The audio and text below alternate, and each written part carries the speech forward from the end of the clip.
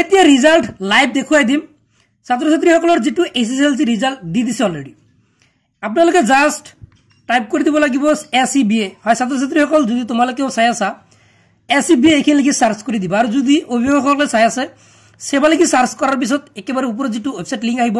sevaonline.org তাৰ পিছত দুটা লিংক ইয়াতে দেখা পাব ৰিজাল্টস লিংক 1 ইয়াতে ক্লিক কৰি দিব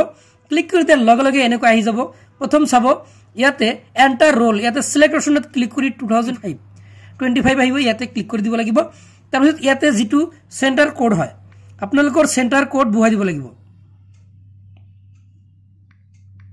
তাৰ পিছত ইয়াতে আপোনালোকে ৰোল নম্বৰটো বুহাই দিব লাগিব এডমিট কাৰ্ডত চাব ইয়াতে ৰোল মই আকৌ কৈ আছো ইয়াতে B25 সিলেক্ট কৰিব তাৰ পিছত ইয়াতে যেটো ৰোল কোড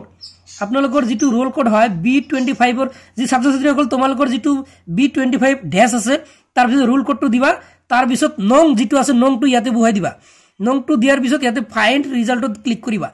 ফাইন্ড ৰিজাল্টত যেতে ক্লিক কৰি দিবা এনেকৈ তোমালোকৰ মাৰ্কশিট কিন্তু আহি যাব ইয়াতে সকলো ডিটেইলছ কিন্তু তোমালোকে চাব পাৰিবা ইয়াতে কোড কিমান মাৰ্ক পাইছা ইয়াতে পাই যাবা এতিয়া তলতে সোয়া ইয়াতে যেটো ৰিজাল্ট লিখা আহিব ইয়াতে ৰিজাল্টৰ ডিভিজন লিখা থাকিব তোমালোকৰ ইয়াতে